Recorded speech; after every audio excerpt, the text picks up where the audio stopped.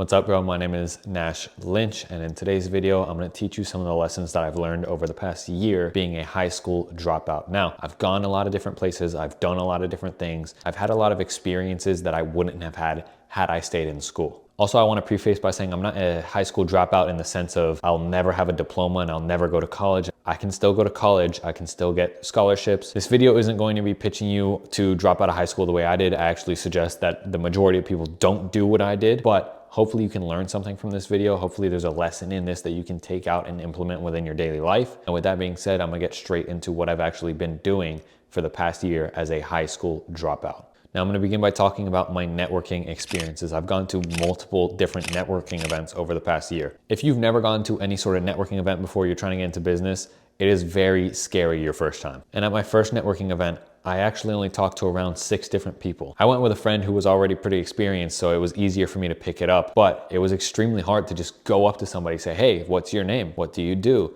And just make a conversation. That was terrifying to me. But despite that terrifying feeling, the more networking events I attended and the more people I talked to, the more natural it became. I was able to just go up to people and have dynamic conversations without actually really feeling anything. I didn't feel the anxiety. I didn't feel the fear. I was just able to go up and talk to these random people. And some of these people have actually become close friends of mine that I still talk to this day. So while they do teach information at these events, I don't really like it that much. It doesn't really apply to me at the moment at this time in my life. I'm sure later on it's going to be very useful for me to go to one of those events and actually learn what's there. But the most value that I get out of these events is just meeting new people. I've gotten a lot of great advice from people, and I've had a lot of people come up to me simply because I'm younger than everyone else there. Older people love to see a younger person. So if you're a young person and you've never been to a networking event before, bro, just go and talk to random people. I don't even care if you sell a service. I don't care what you do. Just go there and start talking to people. Another way you can do this if you're a man is approach women. If you see a girl that you like, you see a girl that's pretty in the street, bro, just go fucking talk to her. Me and my boy made a challenge where we had to approach at least one girl every single day. This way it's a friendly competition between your friends and you're actually learning more social skills. You're being more comfortable in your body. You're being able to talk to new people and you don't seem super awkward all the time. So that combination of networking events and approaching random girls on the street helped me really level up my social skills. My biggest highlight this past year was when I went to an event called Fund Launch Live. It was a 3-day long event basically teaching how to start up a fund, which obviously doesn't apply to me at the moment, but I had to man a booth because we sponsored the event. So I had to stay at the booth and talk to the people who came up and try to pitch them on this AI that I'm selling. I probably talked to at least 100 different people in that 3-day period about this AI and just networked with them. And that was just a really crazy experience because most of the people on the team that I work with are in their late 20s. So for me at 16, that was a crazy experience because I was hanging out with these people who were much older than me, doing things that people my age never do. And that's really the name of the game. You just have to do things that other people are not doing. Anyways, getting into the next lesson, which was discipline and perseverance. Now, obviously, over this past year, I actually started this YouTube channel. I made my first video in December of 2023. And ironically, it has the most views out of any video I've ever posted to this day. I also started a YouTube series where I document every single day of my life till I hit $20,000 per month. This series helped me stay consistent. It helped me stay disciplined. I couldn't just stop making the videos because then people would DM me. They'd be like, yo, what are you doing? Why'd you stop? And that really made me stay sort of consistent in what I was doing. And it taught me a lesson about putting your back against the wall. Sometimes you have to make it so that the only option is that you win. I don't remember the specifics, but there was a Spanish explorer and he had to fight the Aztec Empire. His men were much weaker and they were actually going to just go back to Spain to get more supplies. But instead, he burned all the boats at the dock. He ordered all the boats to be burned. That way his army had to stay there and win or else they would all die. And guess what happened? They defeated the entire Aztec Empire. That's because they cut off any escape route. There was no plan B, there was no second option. They made it so that they had to win. And sometimes in life, you have to do this for your goals. Me dropping out of school was similar to this. Now I can't just go down the normal path, the normal 9 to 5. I have to make it work. Think of which ways you can do that for your goals. For example, if you're trying to lose weight, get rid of every single piece of junk food in your entire house, throw it all out. Put your back against the wall so that the only thing you can eat at home is good food. Another thing I faced when I was doing YouTube was hate comments. Now, some people react to this very differently. For me, I never really cared. The hate comments never really fazed me because I always knew hate is coming from below. No one above me is going to hate on me for trying to get to where they're at. But if that is something that you actually struggle with, maybe hate from other people around you, just know that hate never comes from the top and it always comes from the bottom. I actually use some of the hate comments as motivation to go even further, because fuck those guys. Now, during this past year, I was also the head of fulfillment for Nova Echo AI. Nova Echo AI is a conversational voice AI company. It's an AI that does sales calls, customer support calls, things like that. I would basically build out these agents for business owners that came on with us. So if a business owner wanted his AI to call up his leads and book appointments maybe for insurance or whatever it may be, I would set that agent up for him and I would get paid for that in return. This was my first experience really with online money. I remember when I made my first $250 and I was tweaking out. I was so excited. I'm like, $250, I just made this online. I just typed some shit into a computer and now I have money in my bank. And being in this position specifically also means I'm interacting with clients. I'm having meetings with clients. I'm doing customer support. I have to make these clients happy.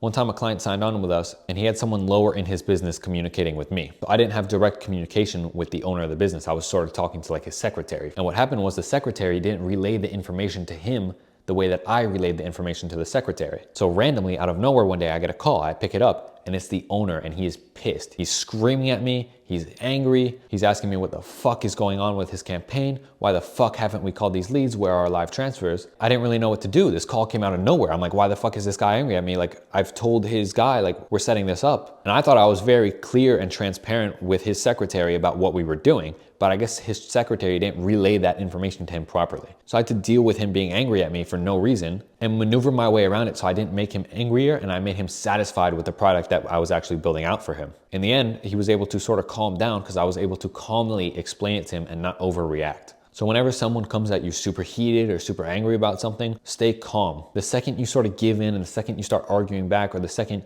you sort of shy away, that's when it gets much worse. You got to just stand your ground and keep calm. Spending the last year creating AI agents, I built out over 20 different AI agents for different companies. I'd say I'm one of the best in the world when it comes to building out these AI agents. It's something that's only been around for how long I've been building them. An AI that can call people and do sales calls, like nobody else is doing that. I have a massive edge over the people that will get into this business later down the line. That's why it's very important to identify opportunities in the market when they're there early. For example, I was going to start a marketing agency, but that niche is so saturated, it is much harder to get clients. That's why I moved to something that would be easier and is newer and it is going to last longer. Speaking of marketing agencies, that's another thing I was doing within the last year. I was making cold calls, I was taking sales calls, and I actually had 2 clients. Now these clients were both on free trials. They were completely free. I didn't actually make any money off it. But the experience of having to cold call all these people, getting no's every single day, have to call, no, have to call, no, no, no, no,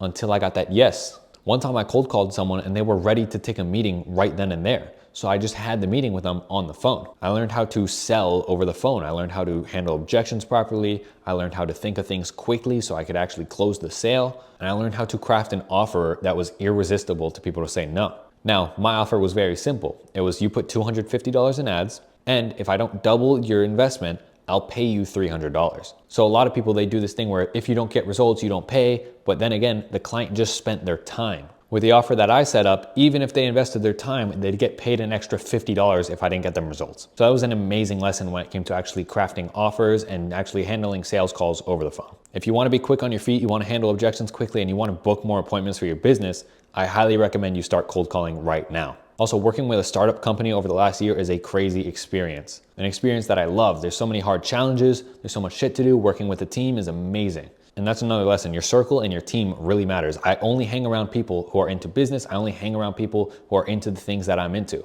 I only hang around people who are leveling up in life. I go to a gym that costs $200 a month, not because I'm, fancy, smancy, pantsy, whatever. It's because there's people who are where I want to be who go to that gym, and I can network with them at the gym. It also changes your mind when you're hanging around people who are much higher level than you. All my friends make more money than me. And this really changed my perspective on what I can actually achieve in my life as well. But with that being said, those are the main lessons that I've learned over the past year of being a high school dropout. You can shit on me however you want for dropping out. I know it was the best decision for me. So I hope you got some value out of this video. If you did, I will kindly ask that you just like and subscribe to the channel. If you really like this video, then go follow my Instagram as well. Now make sure you get out there, you implement these lessons, and fucking kill it every single day, bro. Remember that nothing changes if nothing changes. I'll see you at the top, bro. Goodbye.